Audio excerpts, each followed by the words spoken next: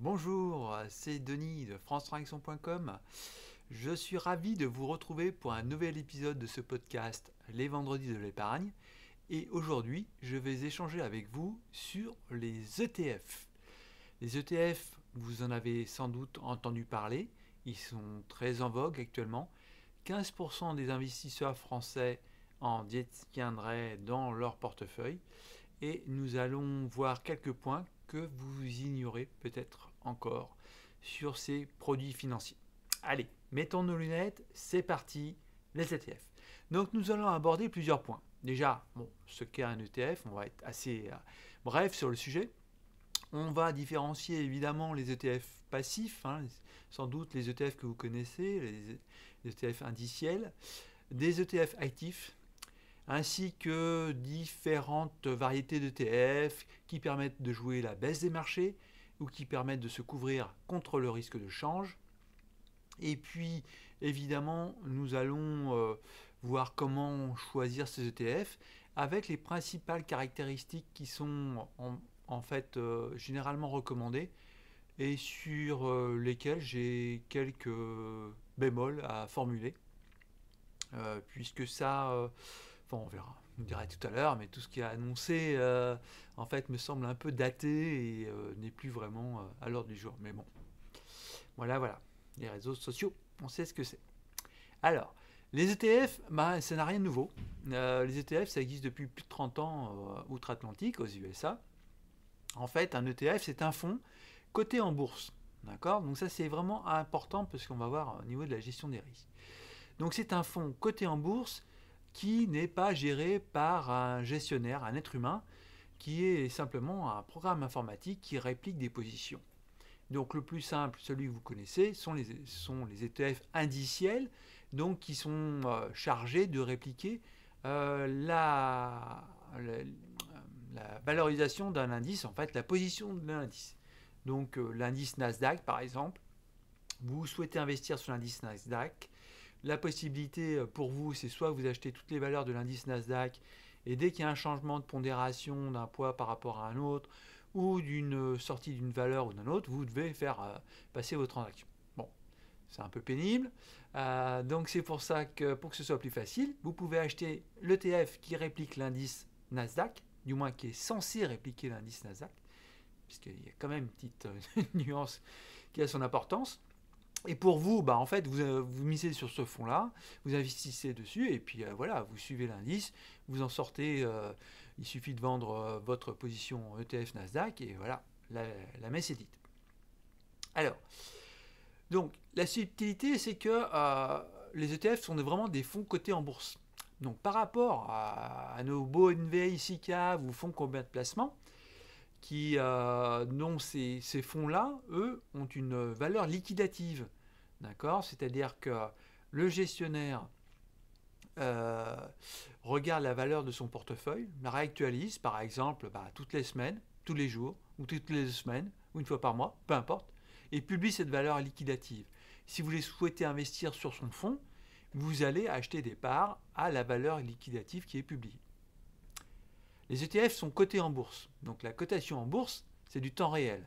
D'accord. Et la cotation, euh, elle est liée à l'offre et à la demande.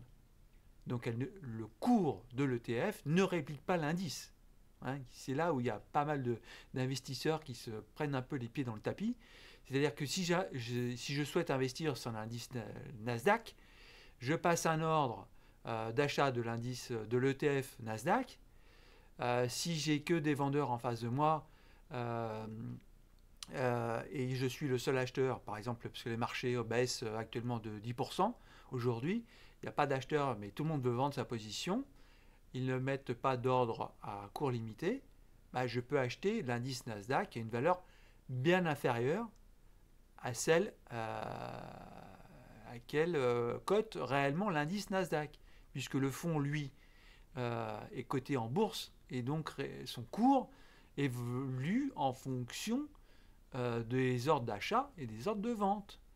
Donc sur les fonds, on va dire, qui ont un encours important, en fait, peu ou prou, ça va suivre la valeur de l'indice, mais comme ça s'est déjà produit par le passé aux États-Unis, donc avant que les Européens se jettent sur les ETF, il y avait des différences de cours entre l'ETF indiciel et son indice de référence qui peuvent excéder 10% facilement. C'est ce qu'on appelle la crise de liquidité. Le risque de liquidité, pardon. D'accord ? Il ne faut pas oublier que c'est coté en bourse. Donc il n'y a pas une réplication automatique du cours. Et il y a pas mal d'investisseurs qui me disent, mais alors comment savoir si j'achète pas trop cher c'est à vous de suivre au moment où vous passez votre ordre, vous regardez où est l'indice, vous faites votre petit calcul, puisque c'est pas forcément du 1 pour 1, hein, évidemment, faites attention. Et vous voyez si le cours il a décoté ou pas. Sur les grands ETF, rassurez-vous, il n'y a pas réellement de différence. Et puis même s'il y a une différence peu significative, peu importe. Le risque, il est que, comme dans l'exemple que j'ai pris, si les marchés décalent, eh bien, décalent, c'est-à-dire soit montent fortement, soit baissent fortement, de plusieurs pourcents, en un instant très court, les cours vont se décaler, forcément. Et quels que soient les mécanismes mis en place, et même si les émetteurs d'ETF vous jurent que non, les problèmes qu'il y a eu aux États-Unis il y a une vingtaine d'années sur les ETF, ça n'arrivera jamais. Et investisseurs européens, n'ayez crainte, il y a toutes les mesures de sécurité qui sont mises en place que vous ne fassiez pas avoir. Moi, je vous parie que si le marché décale de 15% en un jour, il y a pas mal d'investisseurs en ETF qui vont se faire avoir. Voilà. Mais une fois qu'un investisseur averti en vaut deux, donc maintenant vous le savez, les risques de liquidité sur les ETF, c'est comme le risque de liquidité sur une action en bourse. C'est la même chose. Si tout le monde est dans le même sens, eh ben, il suffit de se pointer en face. S'il n'y a que des vendeurs, vous êtes acheteur, vous fixez votre prix en ordre limite très bas. Et s'il y a des vendeurs en face qui n'ont pas mis d'ordre limite, mais qui vendent au marché, vous allez empocher la différence. Voilà. Et c'est normal, c'est comme ça que ça marche les marchés financiers et les marchés boursiers. Bon, alors, on a vu la différence entre nos bons vieux fonds, SICAV, etc., donc gérés par un être humain qui a une stratégie, qui sait saisir des arbitrages, qui voit arriver la macroéconomie, qui sait que, il y a le président des États-Unis est renversé, il saura faire quelque chose, alors qu'un ETF passif, donc qui réplique un indice sans la moindre stratégie, lui, il va se prendre les pieds dans le tapis comme tout le monde. Voilà. L'avantage des ETF, puisqu'il n'y a aucune intelligence, les frais de gestion sont réduits par rapport à des fonds gérés par des êtres humains. Il y a moins de frais, c'est tout automatisé et il n'y a qu'à suivre l'indice à répliquer. Il faut savoir quand même que, j'en ai déjà parlé dans le vendredi dernier, sur le podcast concernant le PEA, certains ETF sont dits à réplication physique, c'est-à-dire que pour répliquer l'indice du Nasdaq des 100 valeurs américaines techno, le programme va passer des ordres d'achat sur l'ensemble des 100 valeurs et l'acheter, vendre, etc., pondérer en fonction de l'indice.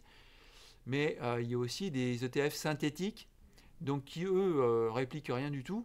En fait, c'est un pur montage financier.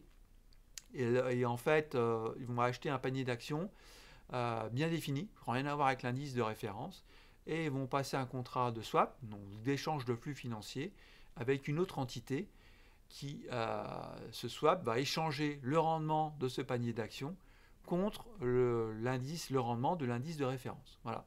Donc là, tous les ETF éligibles PEA investis sur des actions qui sont non européennes, par exemple l'indice Nasdaq éligible PEA, en fait, est forcément un ETF synthétique, puisqu'il est impossible, ce ne serait pas réglementaire, d'investir sur des actions US américaines en direct pour les stocker au sein de son PEA, qui, je vous le rappelle, est réservé aux actions européennes uniquement. Voilà. Alors, pareil, donc tout ce qui est ETF qui réplique un indice sont des ETF passifs, puisqu'il n'y a eu aucune action, aucune interaction, aucune prise de décision. Et par opposition, des ETF qui ne répliquent pas forcément un indice, mais qui qui se basent sur un indice, mais qui peuvent l'améliorer, ou quand il se gourre, aller dans le contraire, donc le détériorer, sont dits des ETF actifs. Et comment on voit la différence? C'est simplement en regardant la DIC, enfin, le document du produit financier. Ce ne sont que des produits financiers et c'est clairement indiqué dans la notice si le fonds est dit actif, c'est-à-dire qu'il y aura possibilité donnée au gérant de changer les règles du jeu en cours de vie du produit financier. Et s'il s'aperçoit que son indice de référence part en vrille, eh bien de couper la pause au bon moment, histoire de protéger les intérêts des investisseurs. Donc là, on voit bien que c'est plus du tout la même chose. Donc ça peut être aussi des ETF directement sur que quelques actions choisies et un portefeuille qui peut évoluer au fil du temps. Par exemple, plutôt que d'aller acheter un ETF Nasdaq, de rentrer sans valeur de celle qui compose tout l'indice Nasdaq, alors qu'on sait pertinemment qu'il y a 10 valeurs en fait dans l'indice Nasdaq qui sont vraiment attractives et que toutes les autres là viennent plomber en fait la performance. Les 10 valeurs, vous les connaissez, c'est les Amazon, les Meta, etc., les Nvidia et compagnie. Pourquoi aller chercher l'indice Nasdaq et se traîner les 20 valeurs qui vont nous faire perdre quelques pourcents alors qu'on connaît explicitement les valeurs qui sont en vogue actuellement. Voilà, il y a des ETF actifs qui ne misent que sur ces valeurs-là. Et donc qui peuvent sortir une valeur du panier.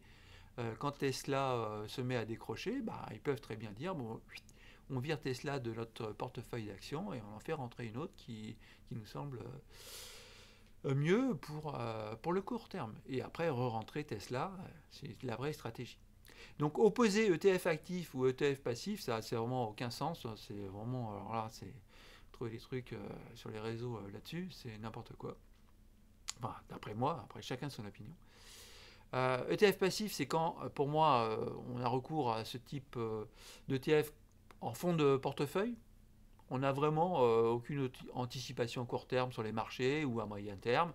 On se laisse porter, on achète des ETF sur l'indice généraliste, le SP500, et puis on va le laisser vivre une dizaine d'années dans le portefeuille, et puis voilà, et on en rachètera quand le SP500 se prendra une petite chasse d'eau, et puis on rachètera à bon prix, et voilà, on fait comme ça. Et puis ETF actif, là, c'est quand on a vraiment une anticipation.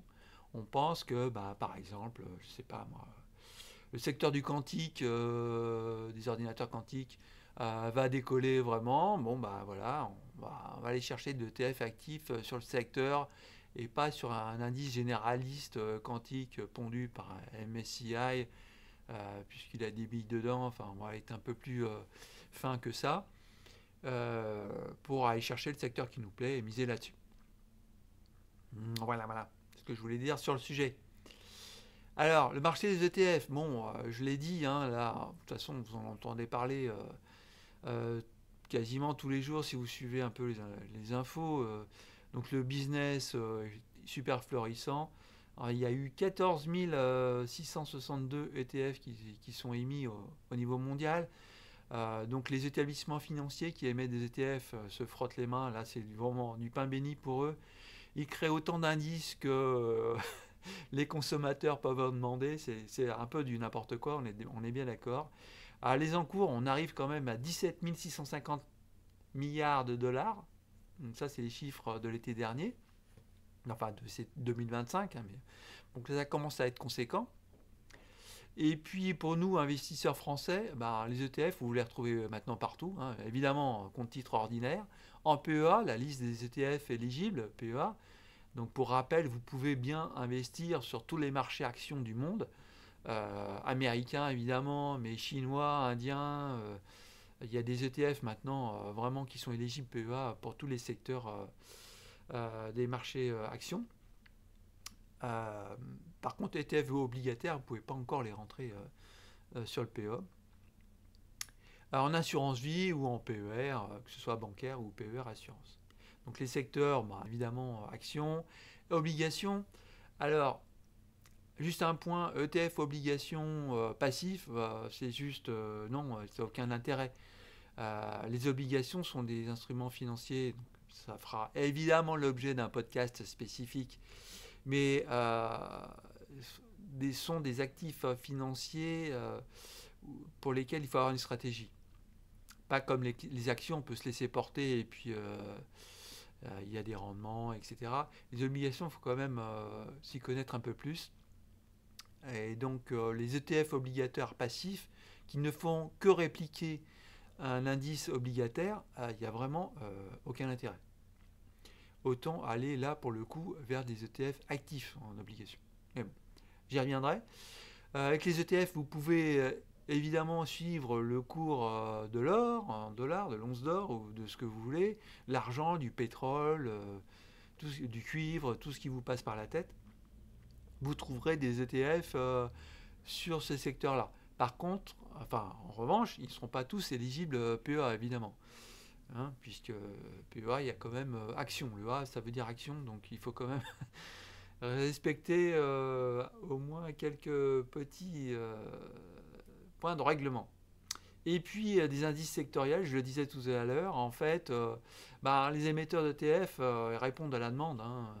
Quand il y a des clients qui se pointent, qui disent moi je voudrais bien un ETF sur les sociétés qui investissent sur l'IA, mais qui sont classées ISR et qui ne sont pas machin blablabla, et ben on va vous sortir un indice MSCI machin, des sociétés IA qui ne sont ça et qui sont ISR et qui sont pas machin, voilà, on sort un indice, voilà, ça se crée et après, poum, on émet un ETF là-dessus et allons-y, ça coûte rien, enfin, sauf à l'investisseur qui va se prendre des petits frais de gestion, même s'ils sont faibles, hein, même si vous payez que 0,20% de frais de gestion, l'encours c'est 17 650 milliards de dollars, donc ça fait des jolis revenus pour les sociétés qui émettent ça. Alors, les ETF, il y en a de plusieurs sortes.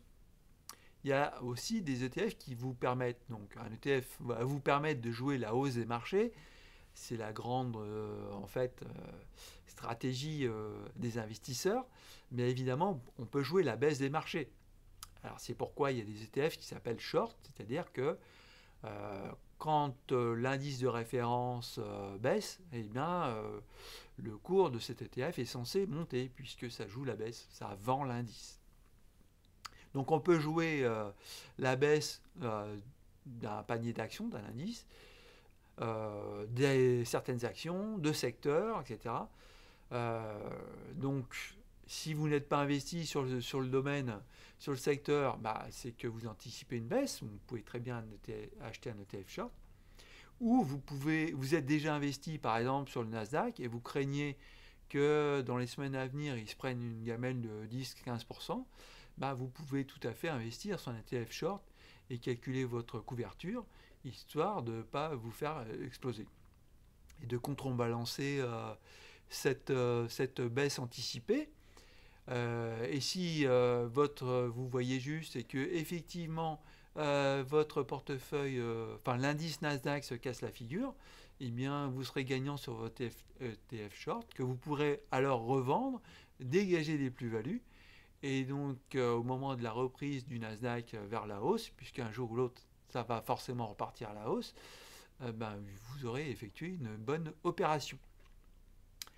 Il existe également des ETF hedged, donc je prononce sans doute mal, mais peu importe, qui vous permettent de limiter les risques de change. On l'a bien vu cet été, et on le voit encore actuellement, là on est au mois d'octobre. En fait, ceux qui ont investi sur des ETF, par exemple Nasdaq, depuis le début de l'année, donc le Nasdaq c'est une valeur en dollars, et donc vous investissez en euros, et donc il y a un risque de change supplémentaire qui se porte sur votre investissement. Et comme le taux de change euro-dollar en fait c'est donc a varié de plus de 15% cette année 2025, en fait même si l'indice Nasdaq est gagnant de on va dire 16% cette année, comme le taux de change est défavorable de 15%, finalement vous n'avez rien gagné puisque vous êtes pris le risque de change dans la figure. Alors, c'est pas grave, puisque si vous anticipez que le taux de change aille dans l'autre sens en 2026, bah, vous allez retrouver votre plus-value latente dans l'autre sens. En revanche, si en 2026 l'indice Nasdaq manque de bol se casse la figure, bah, du coup, voilà. Hein. Et donc les risques peuvent s'annuler ou se cumuler. Et donc vous pouvez avoir un double risque défavorable, à la fois le Nasdaq qui part vers le sud, qui baisse, et le risque de change défavorable. Et vous cumulez les risques. Et donc vous êtes à moins 30% et tout va bien. Alors, pour les investisseurs qui veulent gagner plus rapidement ou perdre plus rapidement, parce que ça va dans les deux sens, il existe évidemment des ETF leveragés, donc avec le vrai effet de levier, donc au sens financier du terme, hein, pas l'effet de levier du crédit, mais bien l'effet de levier, c'est-à-dire que pour un capital de 1, je vais avoir l'effet x2 sur mes plus-values ou mes pertes. Ça marche dans les deux sens. Hein. Donc un x10, je mise 500 euros. C'est comme si j'étais investi à hauteur de 5000 euros. Et donc je vais voir mes plus-values, enfin mon produit, mon PNL, hein, profit and loss, donc mes plus-values ou mes pertes multipliées par 10. Donc là, il faut avoir évidemment de fortes anticipations ou à couvrir un portefeuille plus important, hein, ce qui peut tout à fait être le cas. J'ai un portefeuille Nasdaq, investi en ETF Nasdaq de 50 000 euros. J'anticipe une baisse du Nasdaq de 10% dans le mois à venir. Bah, je vais prendre un ETF short donc, pour jouer la baisse, leveragé à hauteur de 10. Levier 10, je vais mettre que 500 euros de capital pour couvrir l'intégralité de ma position. Vérifiez quand même vos calculs hein, par rapport à ce que je vous dis là, parce que là on ne doit pas y être, mais l'idée c'est ça. Okay, donc c'est à risque, hein, mais bon, ça vous le savez. Les ETF sont des fonds cotés en bourse, donc forcément il y a un risque. Donc, critères de choix. Comment choisir ces ETF? Donc là, vous avez pas mal de documentation, d'infos, il y a partout. Évidemment, c'est par rapport à l'émetteur. Hein. Bon, des émetteurs d'ETF, il y en a 4 ou 5 qui se partagent le marché. Et puis tous les autres, en fait, tentent de suivre la compétition. Alors, j'ai quelques bémols sur les encours. Il y a pas mal de gens qui recommandent, il suffit de regarder l'encours, et s'il y a plus de 10 millions d'euros sur tel ETF, c'est que c'est bon, on peut y aller. Oui et non. En fait, quand il y a eu la dernière crise des ETF, ça devait être dans les années entre 2000 et avant la crise financière, hein, début des années 2000. En fait, c'est les ETF qui avaient le plus en cours qui ont le plus souffert, hein, qui ont le plus décalé, que c'est parti un peu en vrille. Parce que, en fait, bah, voilà, quand il y a une crise financière, plus l'ETF est gros, bah, plus vous allez avoir de vendeurs qui vont vouloir vendre leur position en même temps. Et donc, bah, moins il y aura d'acheteurs en face. Et donc, du coup, bah, si vous prenez peur et que le Nasdaq fait moins 20% en une semaine et que tout le monde veut vendre ses positions pour essayer de réaliser les plus-values restantes, latentes restantes, bah, il n'y a pas d'acheteurs en face et donc du coup les cours ils décalent tellement que bah, finalement vous allez rester collé avec vos trucs. Donc l'encours oui et non.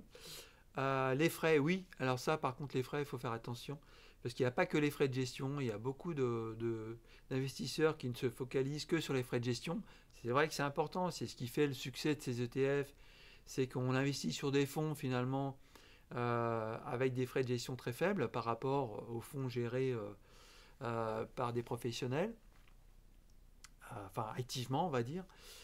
Et bah, des fois il y a des frais à l'achat et des frais à la sortie, même sur les ETF recommandés sur les forums ou sur les réseaux sociaux.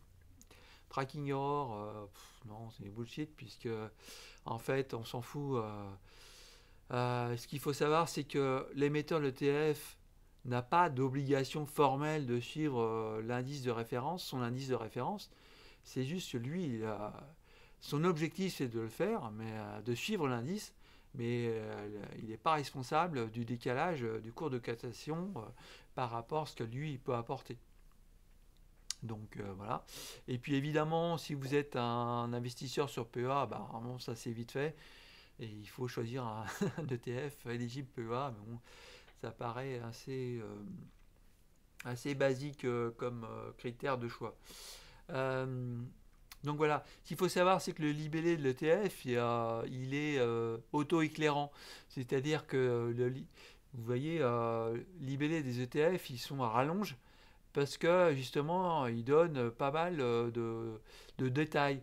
Celui-là, c'est iShare, VLPLC, iShare, MSI World ou Swap, PEA, UCITS, ETF, EURIQ. Donc, je vous le fais en bref. En fait, il faut déchiffrer, mais on retrouve l'indice de référence, c'est MSCI World. Donc, bon, l'indice basique par excellence pour l'investisseur qui ne veut pas se prendre la tête, qui ne suit rien en finance. Généralement, conseiller aux investisseurs débutants, et c'est un très bon conseil, il n'y a pas de souci. Swap, ça veut dire que bah, c'est un montage financier, donc c'est pas une réplication physique pour cet ETF.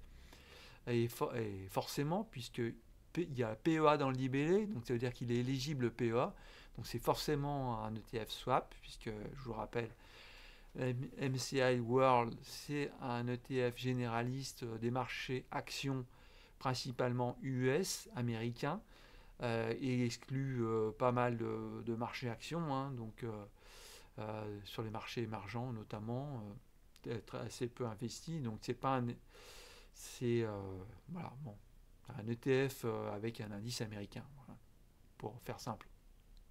Et l'émetteur c'est iShares, donc c'est la filiale de BlackRock, et donc le code ISIN commence par IE, donc il est inscrit en Irlande pour pouvoir être éligible au PEA et pouvoir satisfaire tous les investisseurs européens. Donc voilà. Et donc bien sûr, regardez, prendre soin de lire la notice information investisseur avant d'investir sur le truc pour comprendre de quoi il en retourne et de voir les détails. Voilà. Donc en petite conclusion, ETF, donc très bien, ça a le vent en poupe. Méfiez-vous quand même de l'effet moutonnier. Tout le monde court derrière les ETF. Bon, il y a pas mal de vidéos YouTube sur le sujet avec les 10 meilleurs ETF, les ETF à suivre, etc. Méfiez-vous quand même, d'accord. Beaucoup de moutons, mais quand il y a le loup qui sort, en fait, il ne faut pas être le dernier mouton à être arrivé, puisque quand on fait demi-tour, eh ben, on se fait croquer par le loup. Voilà, voilà. Donc ETF passif, c'est très bien en fonds de PEA. Il ne faut pas s'attendre à des merveilles. Il ne faut pas suivre les recommandations ETF SP500 et croire qu'on va faire du 8% par an. Ça, c'est du bullshit. Mais ça, je vous laisse voir tout ça en détail. Il y aura sans doute un podcast là-dessus sur toutes ces croyances, investissements réguliers. C'est bien, c'est sympa, mais bon, faut pas vendre du rêve. Il n'y a pas d'effet cliqué sur les ETF. Donc les rendements de 8% annuel sur le SP500, ça c'est pure bullshit. Donc ETF actif pour une stratégie avérée, c'est-à-dire que vous avez des anticipations, il faut plutôt aller vers des ETF actifs. Actuellement, il existe des ETF actifs pour le PEA, mais il n'y en a pas beaucoup, il y en a deux. Donc il n'est pas sur des secteurs super sexy, donc c'est pas la peine encore pour l'instant. Couverture risque de change, oui, si vous allez investir que sur du marché américain, pensez-y. En 2025, on a bien vu qu'il y en a pas mal qui se sont fait avoir. Et puis comme les ETF sont des produits financiers cotés en bourse, vous avez tous les produits dérivés qui sont accessibles, qui portent sur des ETF.